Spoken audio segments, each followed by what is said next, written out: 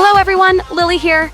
After a month of intensive relic farming, I've made a decision to stop building Xueyi.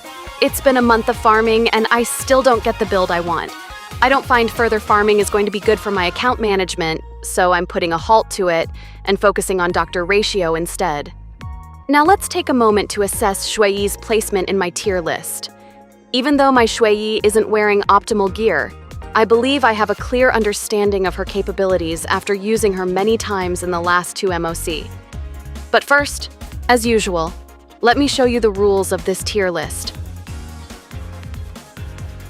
Xueyi is our new quantum DPS following the destruction path.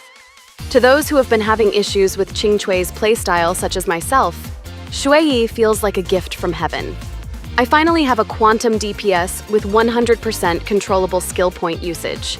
As a quantum character, she's well suited for a hybrid break build. Coincidentally, her kit also encourages players to build her this way. However, Xueyi's true strength lies in her ultimate ability, which ignores elemental weaknesses. This ability is very helpful for 4-star teams since they have limited options to counter enemies, especially these days where the element combination in MOC is becoming more tricky.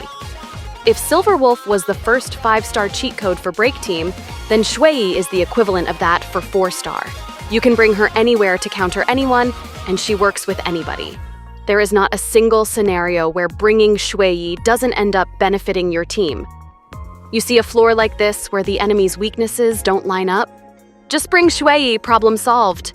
She's the most versatile 4-star DPS right now, way above what other 4-star DPS can do. In fact, Xueyi just replaced March 7th from my favorite character throne for 2 reasons.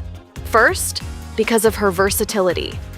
I love March 7th because she's a versatile sustain too.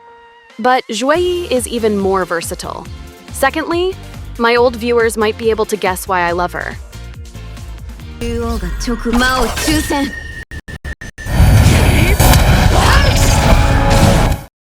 Yep. Her ultimate is reminiscent of Ku Chulane's Noble Phantasm from the Fate series. It's difficult to talk bad about Xueyi. If there is a con, gear farming is probably the one. Many people say she is hard to build. It's true, but that's just how it is with hybrid break builds. You have to invest in break effect, crit rate, and crit damage.